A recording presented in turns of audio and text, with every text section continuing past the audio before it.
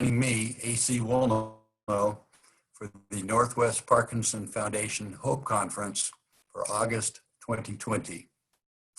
I hope to spend some time together with you to talk about the topics on the screen and whatever else comes to mind as we're doing this together. It's an interesting process. I've tried to count all the way things could go wrong with technology, and I quit after about 10. Also, I'd like to introduce my assistant. This is Parky. Actually, it's Barcelona Parky, and we'll talk a little bit more about that later on. Thank you so much. Let's begin. Number 2, please. To be playful and serious at the same time defines the ideal mental condition. That's something that it takes time to get used to, but I think is absolutely critical. I spent 20 years as a high school and middle school principal, and believe me, you better be able to have fun, even though it's an incredibly serious responsibility to help young people become educated. I use the portrait on the left side of the screen deliberately because I think it combines that concept. I'm at the Chena River, minus 38 degrees, having a lot of fun. There's a dog sled race, and yet at minus 38, you need to be careful. You need to be serious. So that sort of describes what you're going to be hearing and seeing for the next half hour or so. Again, appreciate you joining me. Number 3, please. Parkinson's University. That's not a real place, but I'm a strong believer in education, having, again, spent almost my entire life in that area. And knowledge is indeed power. And the key to that knowledge is to get it from reputable sources. The Hope Conference is a very, very good way to get information and make some connections. Obviously, the various Parkinson's disease foundations, there's a number of good books out there, and the internet. I would caution you, however, to take the internet with a grain of salt or a pound of salt or a ton of salt. There are some incredibly good resources and good information, and then there unfortunately are some snake oil salesmen out there also, and they're trying to influence you as well. Next slide, please.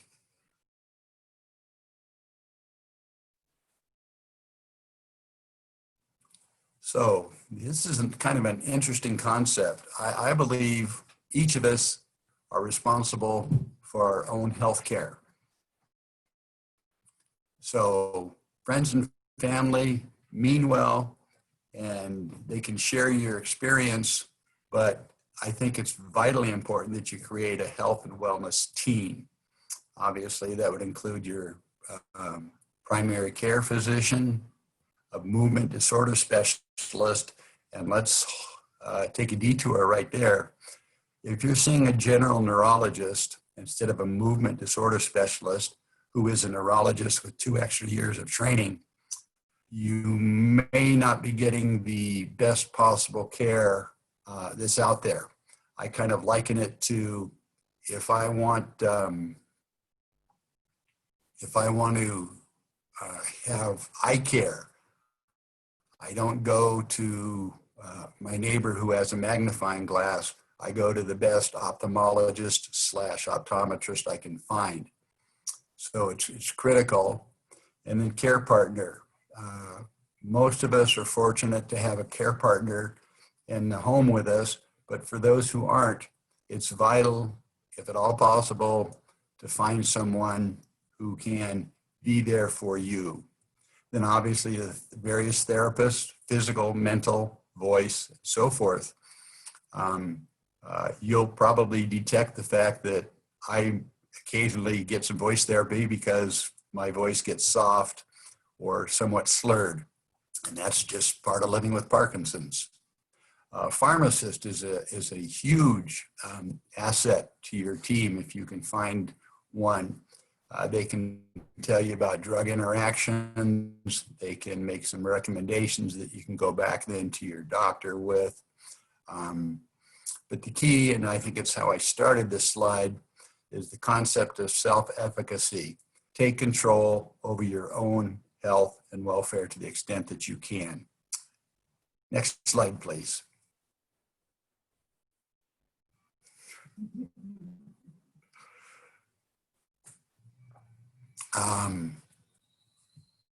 The education, and again, this is also part of the self-efficacy, is as you educate yourself, know who the resources are, and they have the equivalent of thousands and thousands of pages of information, suggestions, treatment options, and so forth.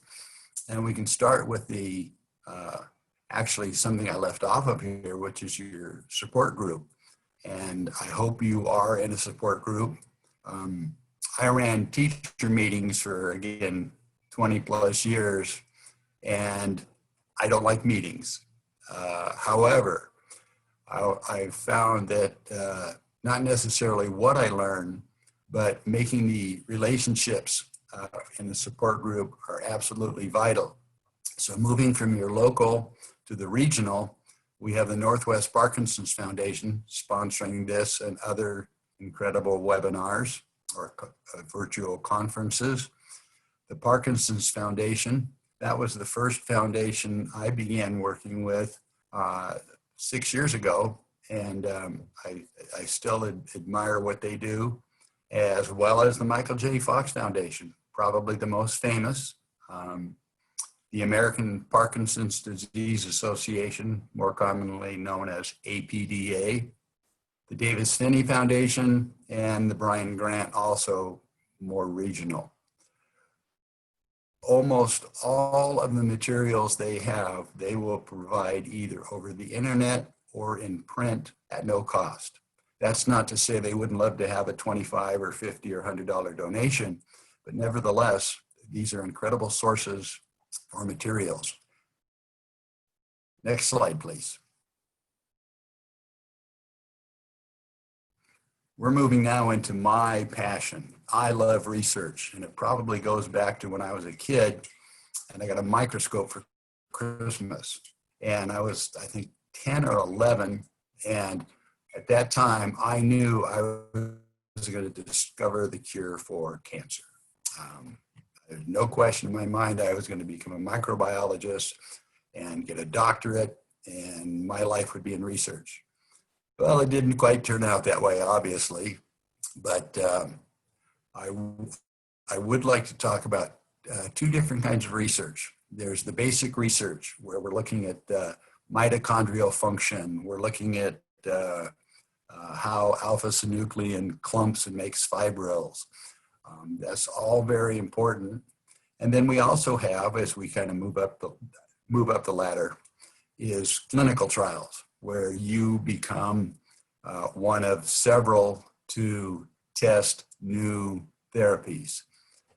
It could be a phase 1 trial where they're just making sure that there are no truly major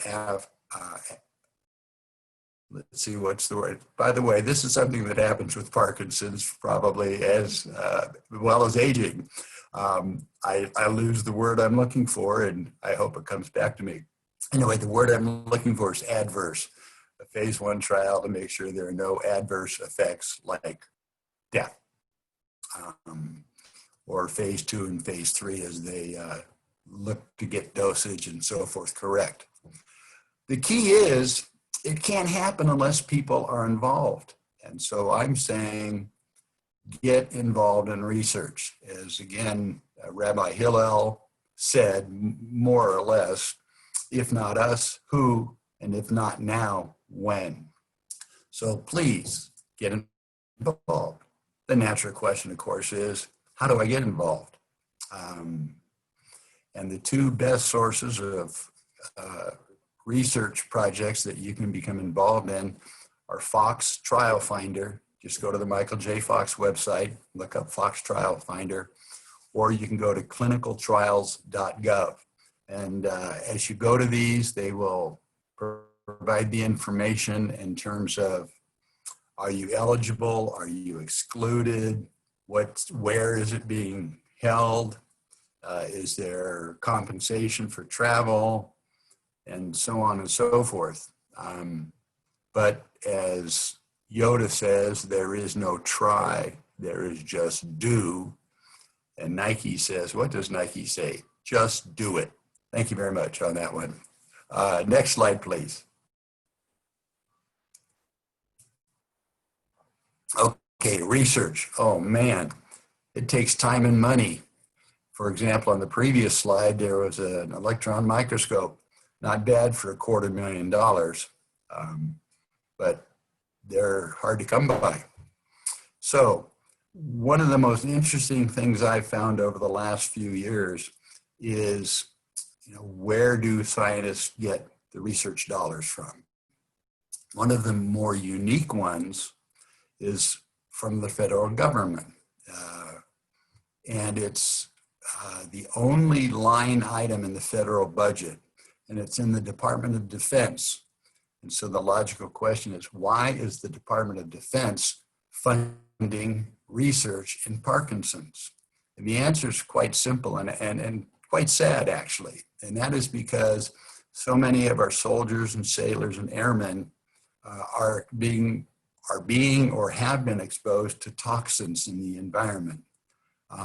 Also, the traumatic brain injury, the roadside explosive devices rattled a brain cage and cause damage that leads to a higher incidence of Parkinson's.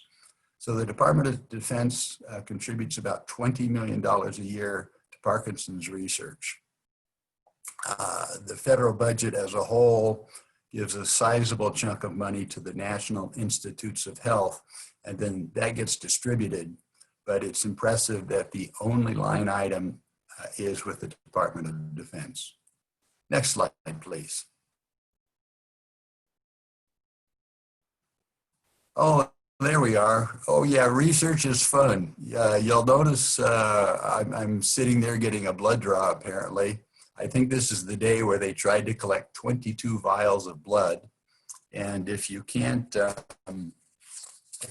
see what the t-shirt says, what it says is, I'm donating my body to science while still alive. Because for various and sundry, I've been on about 30 research projects to date, and they have indeed taken parts of my body from me while still alive. That includes blood, saliva, tissue samples from shoulders, neck, and colon. And while they were taking those, they sort of stole my dignity. I was in a room with a doctor and 3 graduate students, all female, while they're taking that sample. You just kind of got to grin and bear it. Cerebrospinal fluid, that's what most people think of as a spinal tap. Urine, no delicate way to put it, poop. And then the things I've done that are just like going to Disneyland: an MRI, CAT scan, EKGs, DAT scan. Obviously, being somewhat facetious on that one. Let's see, I think we're pretty good there. Let's move on to the next slide, please. So there's a book called On Fire, and I'm going to read from it. And you probably got a clue already from just looking at the contents of the slide. But while you're considering that, let me read you a short story here called I Did My Duty. Years ago, many years ago, I had a t-shirt collection from the dozens of 5K and 10K races I used to run. Of course, I was much younger, leaner, and more fit. Although I no longer run, I still have a sizable collection of t-shirts. These days, they come from Parkinson's foundations, PD activities, fundraising efforts, research projects, PD support groups, and other Parkinson's stuff. 2 of my favorites were custom made for me by Sand Creek Custom Wear, a great hometown business. One of them, in Dayglow yellow, has a standing rat wearing a lab coat with the caption, human lab rat. The other has a cartoon of a mad scientist holding a bubbling beaker, and that's the one we did about donating my body while still alive. There are several layers of truth in what they say. As of last week, during my participation in numerous Parkinson's disease research projects, I have donated, and we've already seen that list. So to that list, I can now proudly add, there's no delicate way to put this, a stool sample. Yep, call it fecal matter, excrement, dung, or whatever. It's still poop and can be a really crappy subject. I even got a sticker that says, I did my duty. I envisioned some unfortunate lab tech, undoubtedly a recent hire with no seniority, whose job it is to open the cardboard box, unpack the styrofoam case, pull out the biohazard bag, toss the freezer brick, and retrieve the inner bag of poop. I especially wonder what they say when friends, children, or parents ask them what they do for a living. If they learned about alliteration in high school, they might respond, I am a professional poop unpacker. As I continue in a somewhat sophomoric vein, after all, most men and boys revert to a 15-year-old sense of humor when poop is a subject. I wonder if FedEx knows their planes and trucks are transporting samples of stool and cases of crap. Did you know there's an official Bristol stool chart to rate and evaluate poop? Really, there is. Google it. There it is for you. Now that most of the silliness is out of my system, let's explore the science behind collecting these samples. To that end, it is important to know that in studies like this one, researchers try to categorize samples in a variety of ways: gender, age, with or without a certain condition. Of course, in our case, it's Parkinson's. In other words, a subject group and a control group. The goal might be to find a biomarker, which is a definitive measure of the presence or absence of a disease. For example, if 95% of people with Parkinson's have a certain type of gut bacteria, while the folks without PD don't have this particular strain, it's worth pursuing as a way to diagnose the condition. Many researchers believe PD starts in the gut and may migrate up the enteric nervous system to the brain. Early diagnosis, maybe even years before motor system symptoms like tremor begin, might lead to better therapies that slow, halt, or reverse the progression of the disease. As a person with Parkinson's, the idea that an effective treatment may be inside me is amazing. Next slide, please.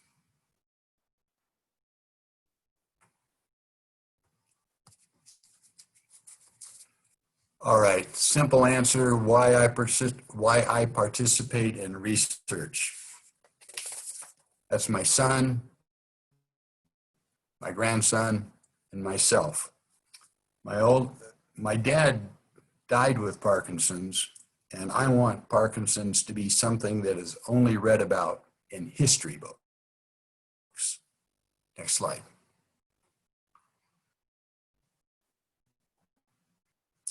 So, advocacy and awareness. Well, there's several different ways to participate in these two aspects. Political. Bottom line is the politicians have the money. It's in Washington, D.C. And if you're going to get money for research, that's where you need to go. So every year, about 250 people show up in Washington, D.C. It's presently called the Parkinson's Policy Forum. These 250 people, I think last year it was from 49 states, get some training, and then we dress up and we flood the various Senate and House office buildings, meeting either with our congressmen or their legislative aides, and we ask for things. We ask for money for the National Institutes of Health. We ask for things like increasing the Department of Defense budget for Parkinson's research. And we leave some printed material for them, and then we check back in regularly over the course of the year to remind the folks that we've got people at home with Parkinson's and we need their help and support so that we can make it history. Other things one can do is within the community. I managed over 3 years to get the governor of Idaho, where I live, to issue a proclamation announcing that April is Parkinson's Awareness Month. And get that in the local newspaper. And again, just remind people that there are people like you and I that need help. We need support. We need the funding for the research and other things you can do. Your library, I would be willing to bet that your library would let you put up a display helping inform people about Parkinson's. And finally, write a letter to the editor, just once a year, twice a year, daily actually, asking for support for research and letting people know more about what Parkinson's is and what Parkinson's isn't. Next page, please. So here's another example, incredibly neat example of awareness for Parkinson's. There's a outfit called Pass to Pass. It's actually Pass to Pass on the Pacific Crest Trail. Most of you are familiar with that. It's the hiking trail that goes from Mexico to Canada, and each summer, dozens, if not hundreds of people make that 2,500-mile trek. Well, we don't do that. We do between 30 and 60 miles over a period of several days, and had this incredible experience. There are support hikers, there are people with Parkinson's, and as you can see, there are llamas. Why llamas? Well, they're more stable and sure-footed than horses, and they carry about 60 pounds each, which then becomes 60 pounds less that we people with Parkinson's don't have to carry. The middle picture shows my support hiker. Very proud of this young man. He's my middle grandson. His name is Brandon. And each kid, when they graduate from high school, gets something, whatever they ask for, basically, within reason. And I was so proud of Brandon, who said, "I want to go on the hike with you, Grandpa." So for 2 summers in a row, he's accompanied me on a 35-mile hike through the Washington State wilderness. And again, we get articles in the newspaper. I've written about it in my book. And so actually the Pacific Crest Trail magazine recently had an article about the program. This is open to anybody who can hike. It's strenuous, but not impossible.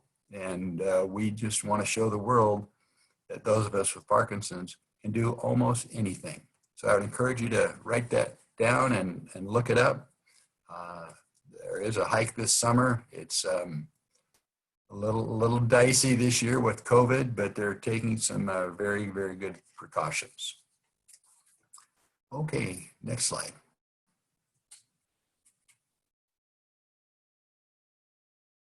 You can also put together a public service announcement. Now, believe it or not, what you're looking at is a video that doesn't work. Technology sometimes helps and sometimes it fails us.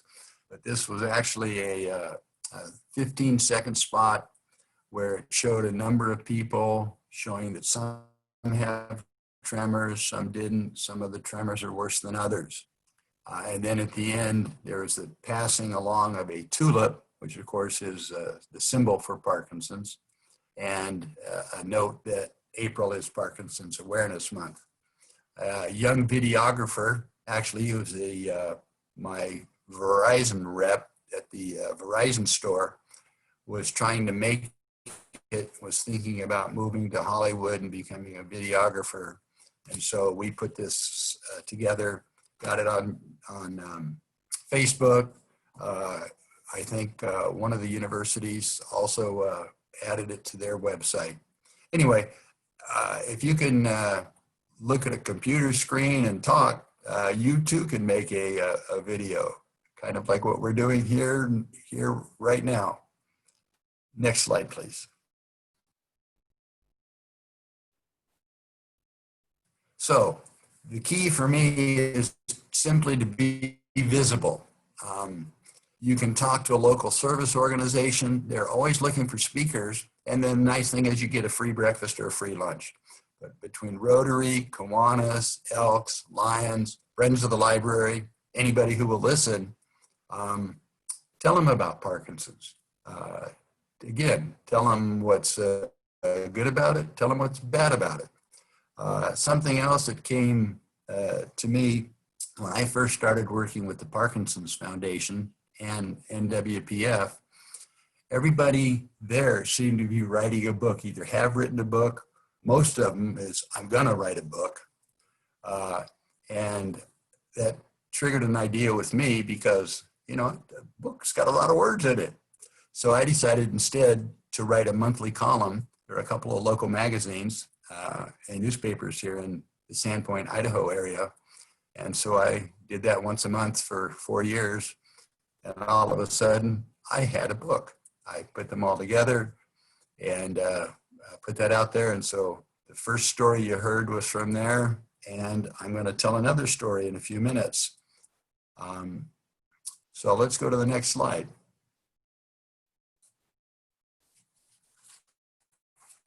Quality of life issues. Number one, most important, is a care partner. Again, if you don't have a kind of a ready-made one with a husband or wife or son, daughter, family member, reach out to somebody that you're close to and see if they can't become your touchstone, your angel. Family and friends, this was taken 3 years ago, and that's not everybody, but it was everybody that could come up to Sandpoint on a wonderful July week and celebrate our family. Let's see, I think I wanted to say something else. Let me double check my notes here real quick.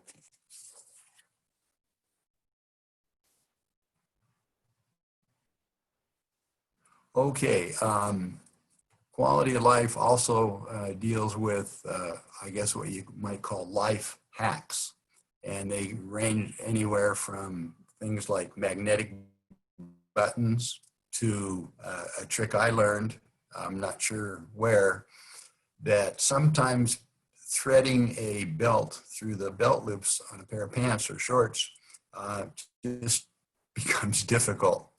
And I've learned that if you thread the belt on before you put the pants on, it's a lot easier to do that.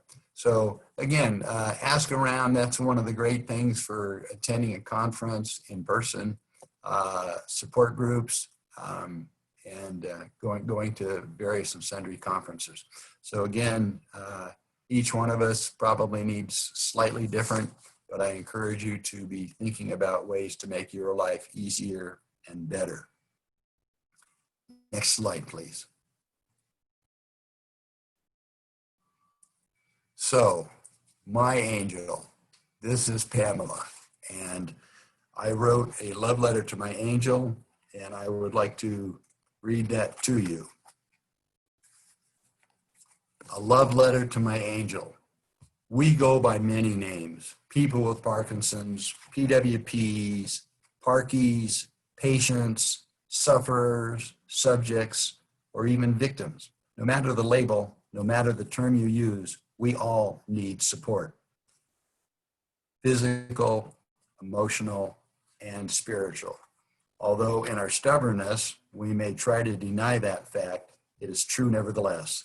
Denial is a trick we play on ourselves.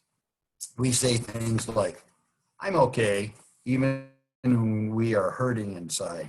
We say, my symptoms are progressing slower, even though we know they aren't. We say, no, the tremors don't bother me. I hardly notice them. Meanwhile, we're spilling coffee as we walk across the carpet. We say, I can do that. I don't need help, even though we can't button our own shirts. Denial doesn't help us or those around us. The more we insist we don't need care or support, the more likely we are to get ornery, grouchy, ill-tempered, or crabby. We may work even harder to push others away. We may practice our favorite strategy and shut down. Unfortunately, denial isn't restricted to people with Parkinson's. Alzheimer's, dementia, surgery, celiac, or cancer can provoke similar feelings and behaviors. Last month, I posed the question, what do we need? This month, I will provide a different answer. We, each of us, all of us, need someone who is there for us, a caregiver or a care partner. Those names are totally inadequate. Instead, they should be called heroes, champions, or angels. One of our friends is Captain Dan, also known as the Sandpoint Pirate. He sails around in his pirate ship and brings joy and excitement to kids of all ages. When he and I stood in line to get our neurological disease, he got early onset Alzheimer's and I got Parkinson's. So now we call ourselves brain buddies. Coincidentally, his angel and mine are both named Pamela. These care partners never get the amount of appreciation or gratitude they deserve. What follows is my love letter to care partners everywhere, and especially to mine. Dear Angel, last night you saw the subtle signs I try to hide, and you knew I was hurting. Without being asked, you brought over the heating pad and brought me a cup of hot chocolate. You didn't expect thanks, and in my discomfort, I didn't give you any. For that and for the countless thoughtful things you do every day, I say thank you. When I stop and think, when I step outside myself, when I take an objective look, when I see things from your perspective, I am amazed. I wonder why this lovely and loving angel is going above and beyond to meet my needs, sometimes knowing what I need even when I don't. How do you listen to me complain about little things, minor distractions, and inconsequential trivia without responding? How do you continue to provide a safe place for me to talk about my fears and let me cry? How do you put up with my moods, my occasional meanness, my all too frequent outbursts, and my seeming lack of gratitude? There is a certain irony to the fact that I am a patient while you are patient. I think I have the answer to these questions and a response to these observations. You are truly and absolutely an angel, my angel.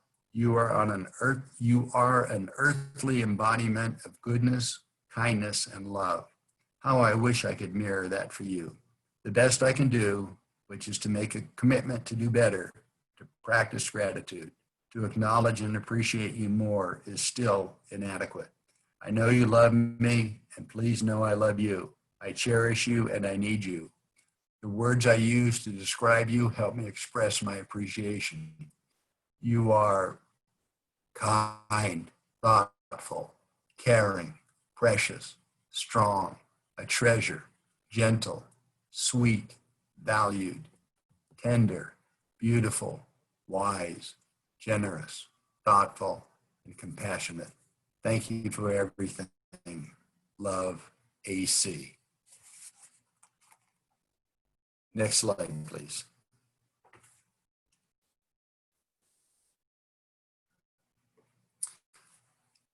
I didn't list this on the cover page, but I think most everybody by now knows exercise is critical to all of us.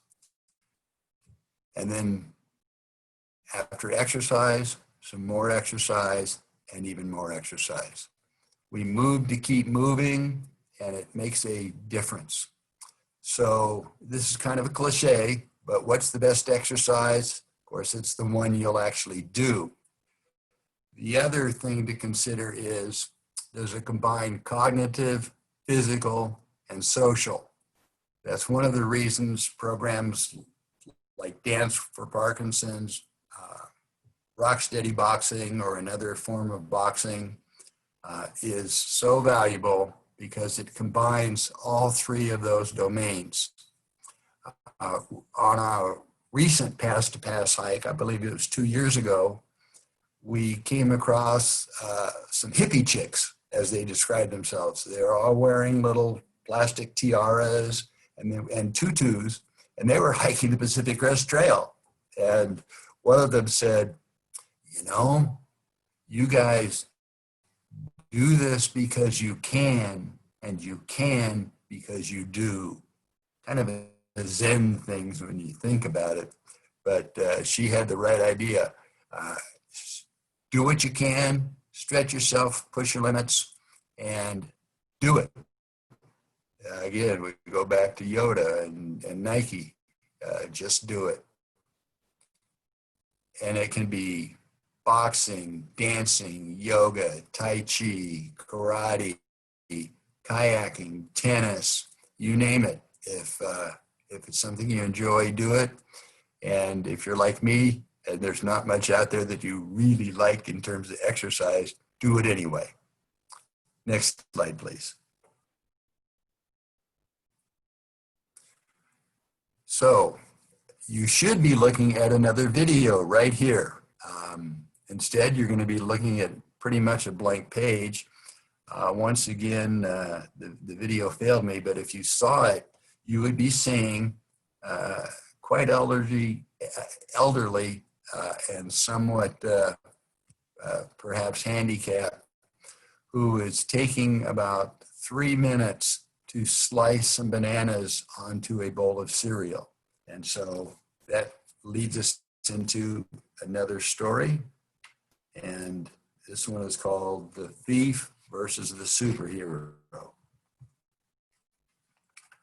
Parkinson's disease is a thief. It is insidious. It is sneaky. It is destructive. It sneaks up unsuspected and does its best to diminish one's quality of life, self-esteem, and the ability to be self-reliant. To understand how this happens, let's introduce the word prodromal. It refers to symptoms of the disease that appear before a diagnosis. For example, a slight sniffle may herald a full-blown cold or not. PD has many prodromal issues. The most common early symptom, occurring up to 10 years before tremors appear, is loss of sense of smell. Because so many other possible causes exist, it is not a reliable diagnostic measure. Parkinson's disease steals our ability to differentiate foods, the ability to snuggle up and appreciate our wife's new perfume, and even the ability to smell spoiled foods. It is both a quality of life issue as well as a potential health threat. For example, I can no longer tell the difference between cola and root beer. Except for texture, broccoli and cauliflower taste the same. Almonds, cashews, and peanuts are just nuts with different shapes, not different tastes. I carefully check dates on dairy products so as not to drink soured milk. Another common non-motor symptom is a masked face, also called a flat affect. Loss of fine motor control may make it seem that the person with Parkinson's is angry, disinterested, or unhappy, even though the person with Parkinson's thinks they are smiling or expressing joy. This masking easily leads to miscommunication and misunderstanding. My 4-year-old grandson asked me why I was mad while we were building with Legos. Have you ever tried to explain facial masking to a 4-year-old? PD steals again. The essence of Parkinson's is the loss of brain cells that produce dopamine, essential for voluntary muscle movement and involved in the pleasure mechanism of the brain. Another way PD steals from us is depression and apathy. Although clinically different, both symptoms lead to a lessening of joy and appreciation of life, family, and relationships. Social isolation is all too common for PWPs and often becomes a downward spiral. Being unable to appreciate the simple joys of life, not wanting to share thoughts and feelings with others, or wanting to be left alone all the time is not an ideal existence. PD is, once again, a thief. Once motor symptoms are manifest, it is apparent that PD often steals from us our balance, our ability to prevent falls, free and easy movements, and leaves us with stiffness and pain. The good news is that superheroes do exist. Parkinson's warriors fight the thief every day. Here is the story of one of them. We'll call him Bob. Bob was in his late 60s and his Parkinson's had advanced quite rapidly. He was the poster child for what many folks think of when they think of PD: stooped posture, tremors, balance issues, and a shuffling, painfully slow gait assisted by a walker. With determination, every morning Bob would hobble to the kitchen, get a bowl from the cupboard, a spoon from the drawer, cereal from the pantry, milk from the refrigerator, and a banana from the counter. All this took about 15 minutes. Sitting down, pouring the cereal and milk took another 5 minutes and usually involved spilled milk. Eating was a laborious process as well. Bob's goal was to complete breakfast in under an hour. Most days, he won. He beat the thief known as PD that was trying to take away his dignity and self-control. That was Bob's superpower. At least once a day, he was in control. He was able to temporarily lock up the thief known as Parkinson's disease. Think about that, having a bowl of cereal as a superpower.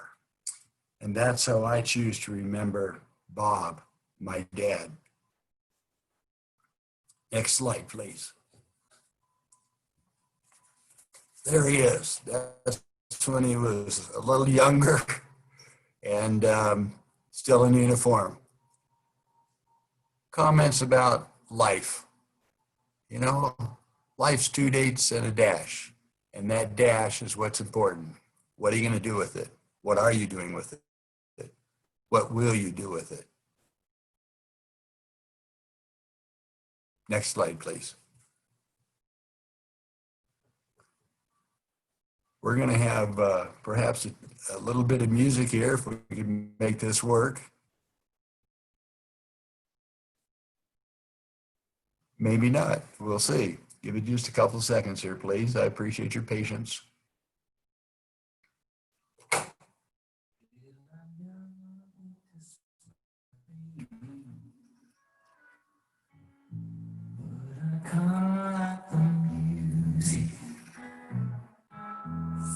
Ladies are insane there. Then they show you how to use it. They don't abuse it.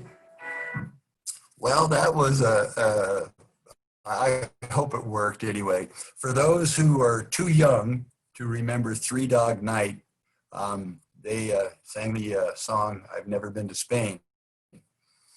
And it seems like this is a good time to think about going to Spain. For those who are familiar with the World Parkinson Congress, this will be not new to you, but for those who are newly diagnosed or did not have the opportunity to attend the World Parkinson Congress in Portland 4 years ago, it is everything Parkinson's in one place. That's the easiest way to describe it. There are every part of the Parkinson's community. There's the list, I won't read it. But in 2022, in June, the 6th World Parkinson Congress is being held in Barcelona, Spain, which of course is where my Parkinson's raccoon, named Parky, of course, is going with me. So let me tell you a little bit more about the WPC by going to the next slide. So why would anybody go all the way to Spain to go to a Parkinson's conference? Well, here's a number of reasons. The last one that was in June of 2019 last year included a Nobel Prize winner.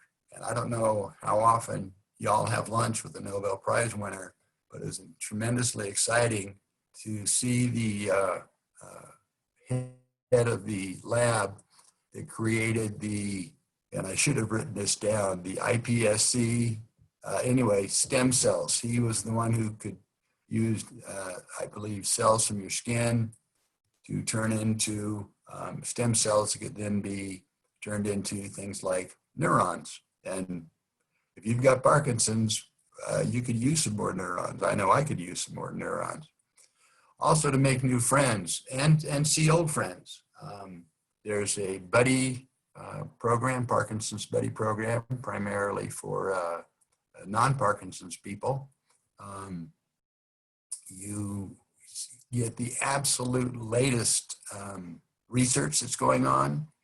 The speakers are certainly incredibly inspiring when they talk about what's in the pipeline.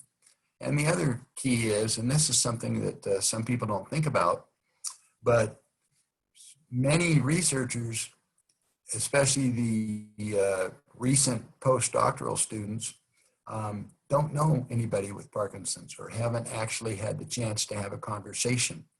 And so it's really nice to be able to find somebody that you've read about and meet and talk with them and just say, hey, you know, I want to thank you. You don't have Parkinson's, I do. So you're really doing this for me and my community. And I want to tell you how much I appreciate that.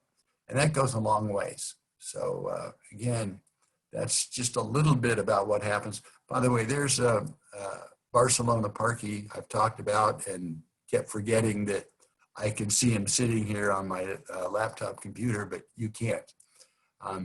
He is the symbol for the World Parkinson Congress, and each new conference, he gets a new sweatshirt and a new city and a new color.